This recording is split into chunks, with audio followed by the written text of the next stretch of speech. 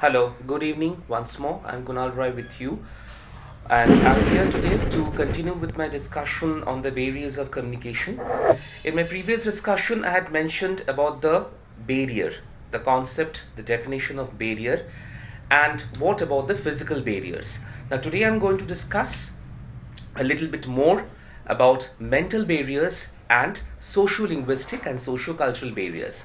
Now, mental barrier, as you know from the name itself, that a barrier which is caused by the mind, by our emotional setup. Now, basically, we classify this mental barrier into three types. Number one is your resistance to change. Number two is your fear and self-defensiveness. And number three is your self-image. On the other way around, if you want to arrange it in a proper way, the self-image should come first, then comes the resistance to change, and then comes the fear and self-defensiveness. Now, what is self-image? As we all know that we have got a tendency to preserve our own image, to put up a good appearance before the audience. And this at times can create a kind of mental barrier, as there is a huge tendency to separate us from the audience itself to whom we are addressing. And this kind of barrier is very common, or rather commonly discovered in the people who are involved in chronic politics. Then we come to as resistance to change. Now, as we know from the name resistance, that is to check something. So resistance to change means the people who are not ready to accept the changes that occur with the passage of time.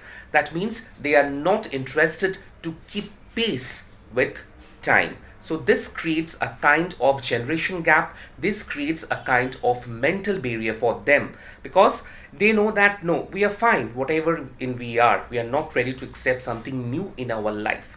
And this lack of novelty, this lack of initiative, and this lack of doing something interesting in life prevent them from achieving success too. So this is what we call as resistance to change. That means people who are not interested to embrace the change at any cost. In other words, they are satisfied or contented with what they are. And last but not the least, that is fear and defensiveness. Now, these two are very closely connected with one another. There is a hand-in-glove relationship between fear and self-defensiveness. So, if you are afraid, there is a huge chance on our part to be alert all the times, right? And this can also create a kind of mental barrier for no issue. Suppose you just imagine that you are afraid that you can be killed, you can be slaughtered, or you can be humiliated by somebody, and this will enhance your ability to be more and more self-defensive. This can be a kind of mental barrier, because without any reason we cannot be self-defensive.